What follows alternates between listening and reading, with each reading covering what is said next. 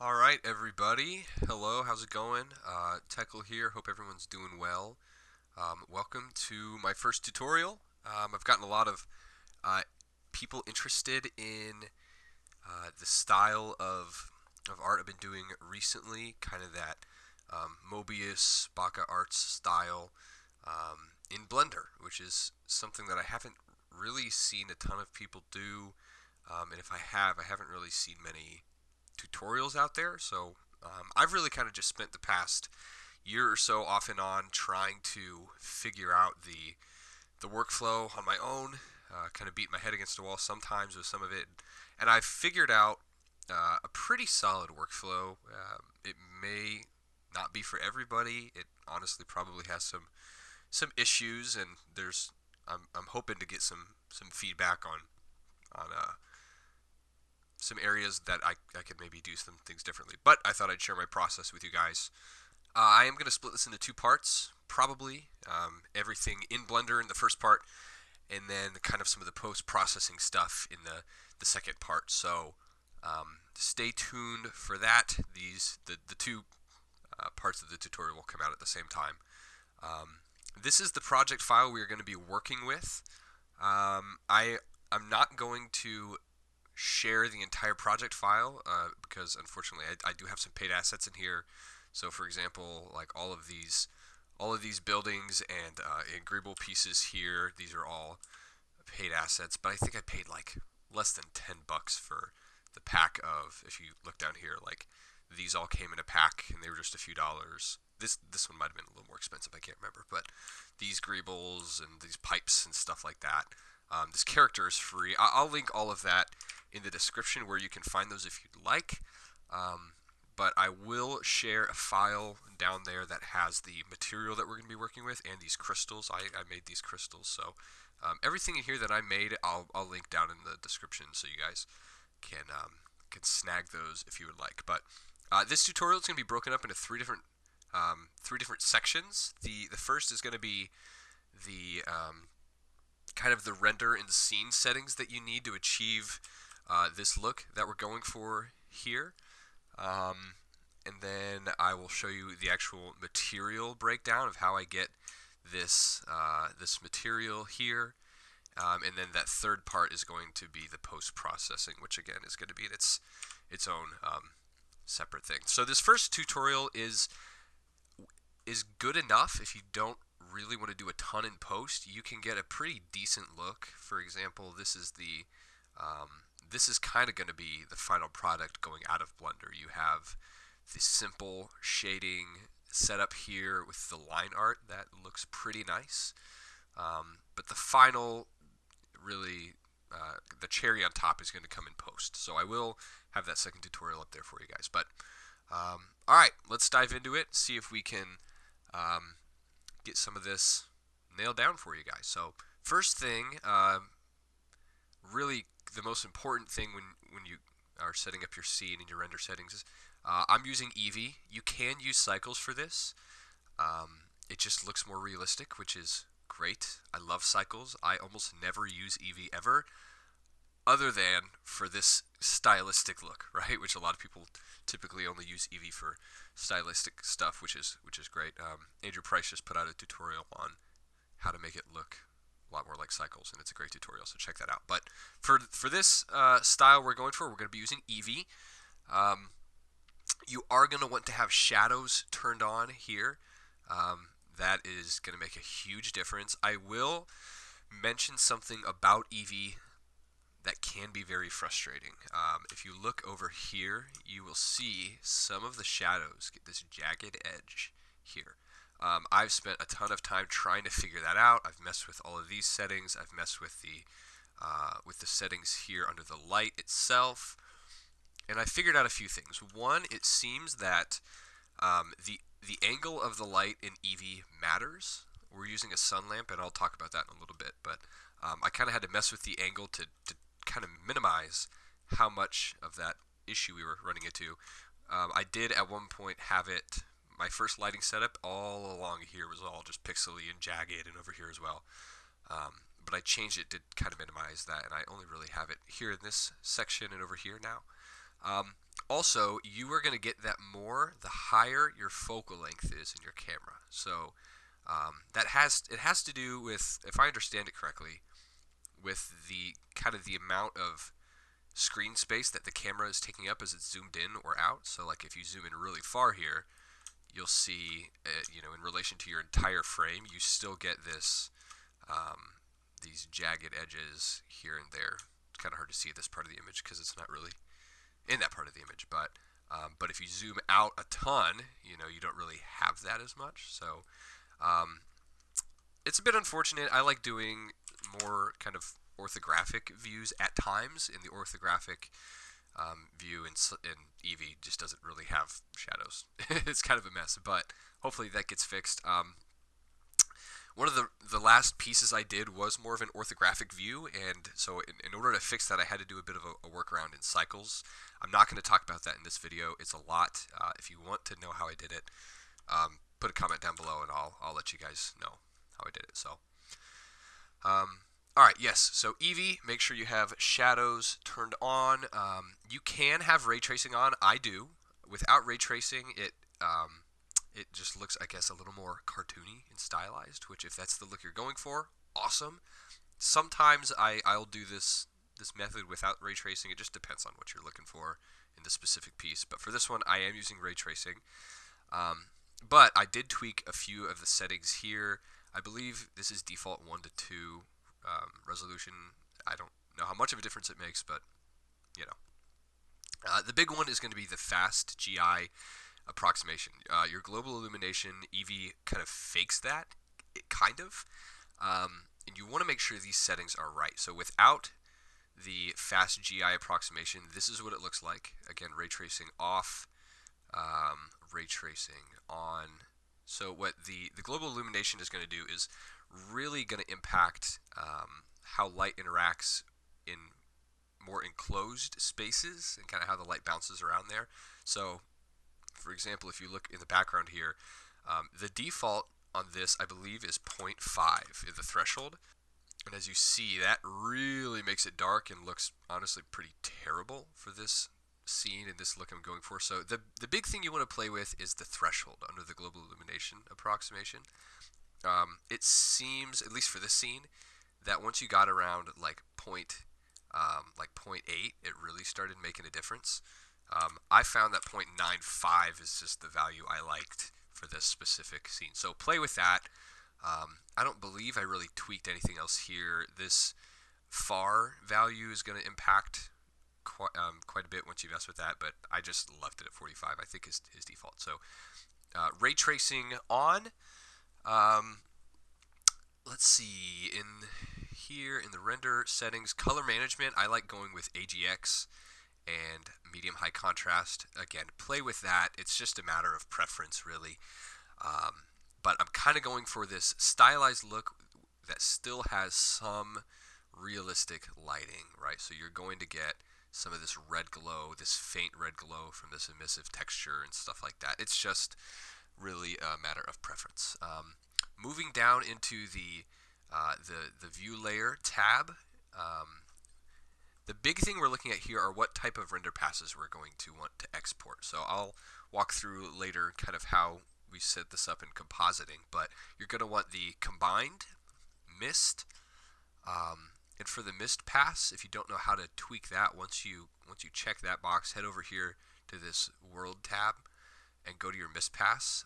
You can change your view here so you're looking at the mist pass. Let me turn off the grease pencil. And then really you can just kind of tweak the distance that plays with. I like having the most distant things in my render really bright, and then dark the closer you get to the camera. That's going to come in handy later in the post processing. I'll show you. So combined mist, and then under light, I use diffuse color, emission, and shadow. The diffuse color and the emission and shadow, all of these are going to be used in post. So if you don't really want to take it past Blender, don't worry, you don't really need to use those. But the shadow is going to come in handy to get that line art in Photoshop around the edges of the shadows. As you'll see, for example, right here in this picture I'll put up on screen, You see in the BakaArts style, he does that a lot, where he has the line art around the shadows. Same thing for the diffuse. Let's see here, diffuse color. We're going to do the same thing here. So with these textures here that we're going to make here in a little bit, same thing. We're going to use this pass in Photoshop to get the lines around those as well. And I'll show you how to do that in a little bit. So that's all you need to do here. You can use cryptomats. That will help in post if you want to tweak, for example, like this material here, but nothing else. For this tutorial, I'm not going to use it. I'm going to be honest, I don't completely understand cryptomats. I haven't played with it enough. Sometimes I do the same process and it just doesn't work. So I'll have to play with that at some point to figure that out. But all right, a few more settings to tweak here before we move on to the actual material that we use. For the world, I just use a background shader with a slightly blue. If you look here, it's just a little bit on the blue side, with kind of a, let's see, what's the value there? Yeah, 0.6. Pretty high. I leave the strength at 1. That's just gonna kind of give some coolness to the shadows, right? So if I go over here, all the shadows are going to be pretty warm, but I like to keep it something just like that, just a little bit. Again, it just adds some variation in the color of the whole scene, and I like that. For the lighting, particularly in this scene, I tend to use the sunlight. That's just your typical sun lamp here. The key here is that you're going to want even parallel lighting, so you can use like a spot or an area, right? But your shadows can get a little messy. Again, matter of preference, depends on what you're looking for in your given scene. But the key with this is that you want the angle set to 0. Again, we're going to use this shadow pass here to get those sharp black line art edges throughout the whole piece. If you have your angle too high, those shadows are blurry, and it really kind of defeats the purpose. So I keep it at 0, really sharp, really clean edges. And then, yeah, camera settings. Again, only thing you want to pay attention here is the focal length. Anything above 35 does get a little bit weird with the shadows, I've found. So, you can do 28, which is, I believe, like your default, like, iPhone focal length or whatever. A lot of people like to use that. But we'll stick with 35 for this tutorial. So, all right, those are all the render and world settings. Let's go ahead and move on to the material. So the material is really going to sell this look that we're going for. It looks like this. This is kind of the basic material that I use in this style.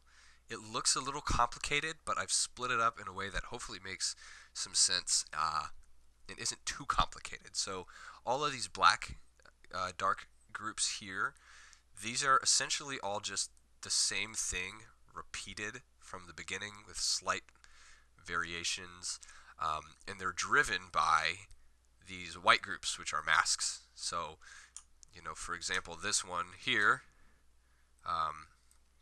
this is just a certain brick texture, and this is a different brick texture, and that's a noise texture and a different noise texture, and these are all driving these particular kind of layers to the material. So let's walk through this real quick. I always start off with just an RGB. This is going to be your base color for the entire object. So everything is going to build off of what you set this color to. So you can kind of just change the entire thing based on whatever color you set it to there. These are all just slightly different saturation in values around like a bluish or a reddish color. So for example, this metal material here is slightly red, whereas this one, obviously, as you can see, is like slightly blue. Again, depends on the scene, depends on the preference. This crystal material that we have here, which is the same as the emissive red line, is essentially the same material for the metal. It's just red and sorry, it's red and has some emission coming off of it. I'll show you that here in a little bit. But for this material, you start with your base color, and from there you're going to plug it into a few things. One, straight into a principled BSDF. So you have your color here, which is just your diffuse, and then your principled BSDF. You can mess with the metallic a little bit if you want to. I typically leave it at 0. Again, matter of preference. And then roughness around 0.7, 0.75 is what I like to go with. I don't touch anything else. This is going to be your base color. But again, we're going to be using masks to drive difference in the color here. So let me show you just real quick what this mask looks like. It's a little complicated, but this is the this brick texture. All this is one one brick texture node crunched in with a color ramp set to constant. Just mess with the settings here, nothing fancy, just kind of tweak these. And then I'm using a different brick texture node. So here's the first one, here's the second. This one's stretched out a bit, and I'm essentially taking the first one and subtracting the second one from it. So I'm just cutting away at the white parts here. So here's the first one, and I'm using this as the factor multiplying black into the first one. And so that is going to act as our mask for this first kind of combination of colors. So you have your first principled BSDF, and then your second one is going to be just slightly different in color. It's really hard to tell when I'm just switching between the two. But there's your base, and this one's a little lighter. So there's your base and a little lighter. And all I'm doing is taking the same RGB and plugging it into a hue saturation value node. And I'm just turning down the value just a little bit, and then driving an almost identical principled BSDF. I just mess with the roughness a little bit. You don't have to do that. But I'm driving the color with this node. So that way, when I take this node and the slightly darker this node, I can mix them together using this brick mask. And that gives us, it's kind of hard to tell. It's really, really faint. I don't know if the YouTube compression will mess this up, but here, just for the sake of understanding what's going on. That gives us that slight variation in color. Again, this will help us when we go to Photoshop in a little bit. See how we have these lines here? That will give us some extra line art to give some more detail to our piece. So that's the first one, and I'm doing pretty much the exact same thing in this second one. I'm taking these two combined, plugging it into another mix shader with another hue saturation value set up here. Instead of this being 0.95, it's a little lighter, so the difference between that and that, you can tell the difference more easily there. But I'm using just a slightly different brick setup for the mask here. So again, just adding an extra layer of something we've already done. So you have here your darker brick section and then some lighter ones. That's just going to add a little stylized sci-fi metal look to it. This I don't always do in my materials. What I do all the time is what I'm going to show you here with these noise textures. So we have our brick stuff, everything from here to the left. It's just kind of, it's optional if you want to do it or not. This is really where things I think are set apart. We have another mask here, and this is just a noise texture. You just mess with the scale however big you want it. I like to have fairly large chunks that are kind of separated out like little islands, and that is achieved through color ramp. So you have on this one I have my detail set pretty high, but again you can drop it lower if you want. I find a value of like 12 to be nice, and roughness 0.6. Again, mess with that, it'll impact the way that it spreads out. But then you just crunch it in with a color ramp, get it to what you feel is appropriate.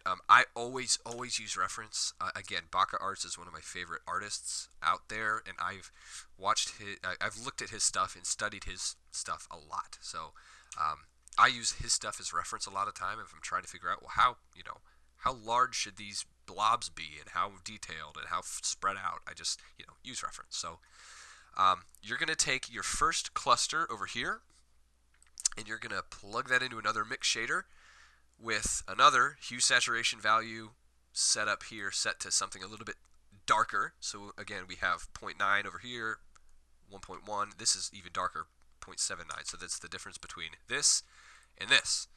And you're just driving that with this noise texture, and so that's going to give you this. Again, we're going to use these edges later to get some pretty cool detail. And then lastly, I just do the exact same thing, just with a different noise texture. So this is the first one, this is the second one. Little tiny specks. These are going to add, again, just another layer of a little bit of detail. And when you plug all of that in together, what you get is this beautiful material. Now, depending on how you want to do it, sometimes you may want that line art around these blobs, but maybe not around the bricks. I do that sometimes. Again, it just depends on the level of detail and how you want to do it. It's all a matter of preference, right? It's stylized. If you want to do that, what I would do is just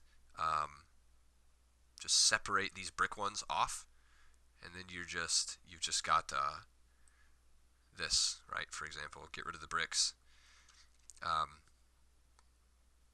Once my computer updates. Yeah, so no brick texture, and then you can render this out as its own diffuse color map, and just use this map as the find edges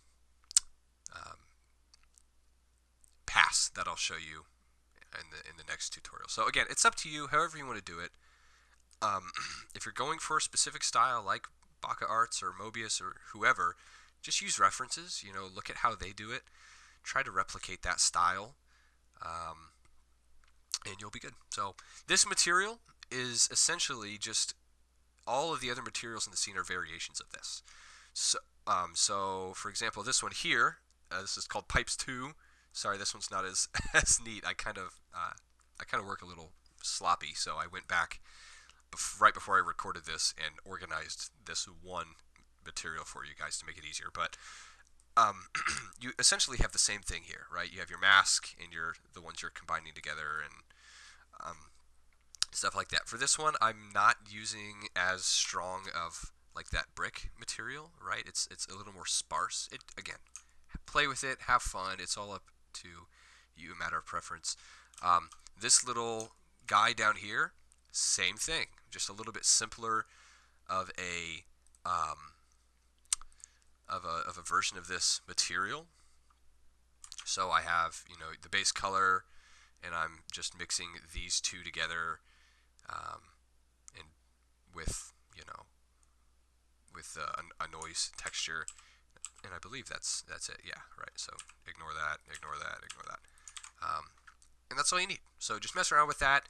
And then, like for the crystal here, again, same thing in principle. You have your color, and you're mixing it together with this noise texture that we have here.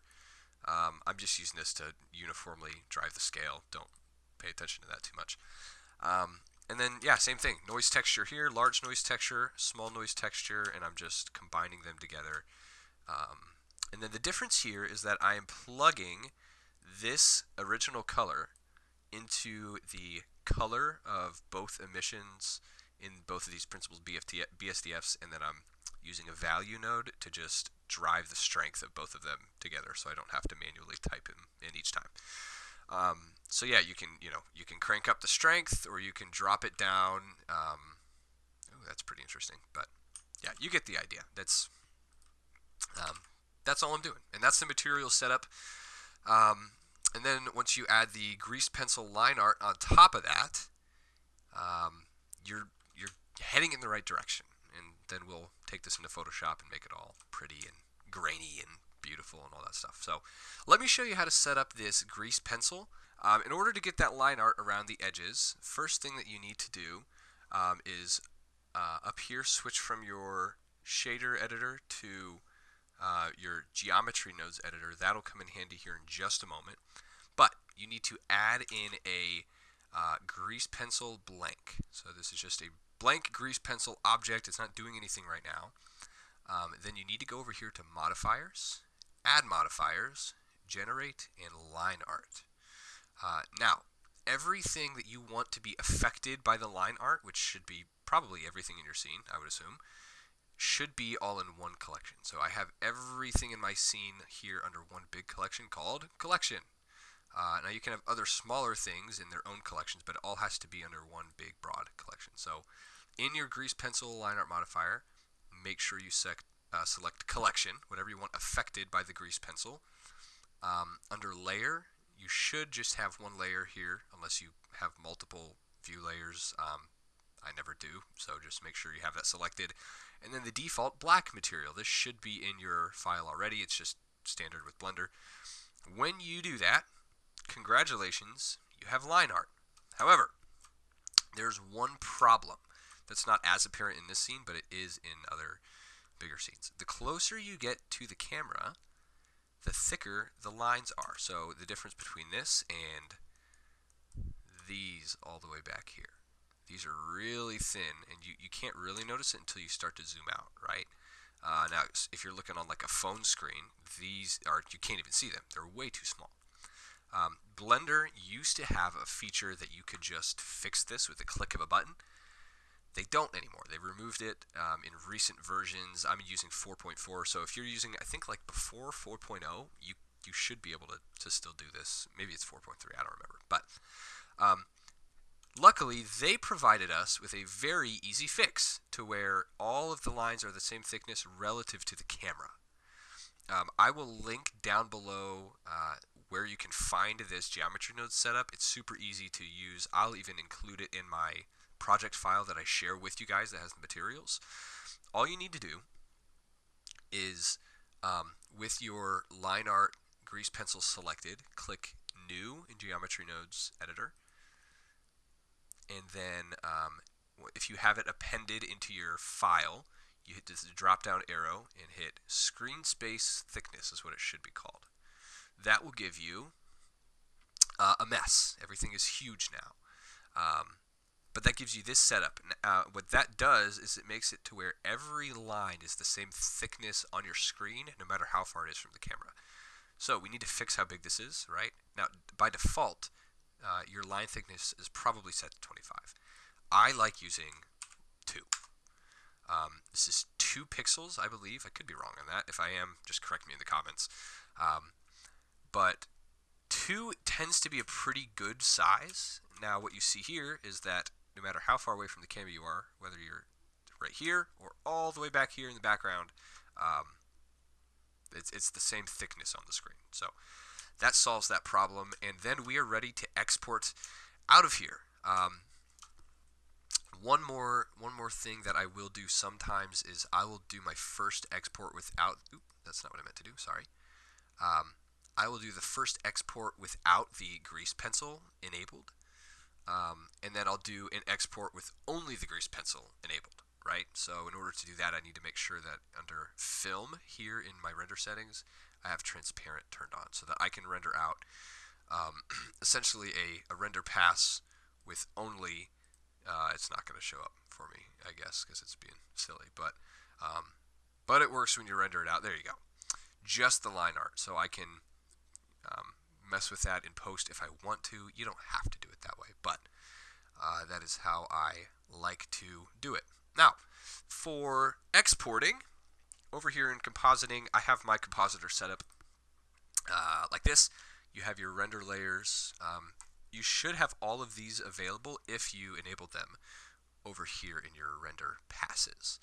So don't worry about the viewer. That's just to look at it once you've rendered it. You can have that there if you want. This is your default composite, but the big thing you're looking for is this file output node. So you just look for file output. There's that viewer. There we go. File output.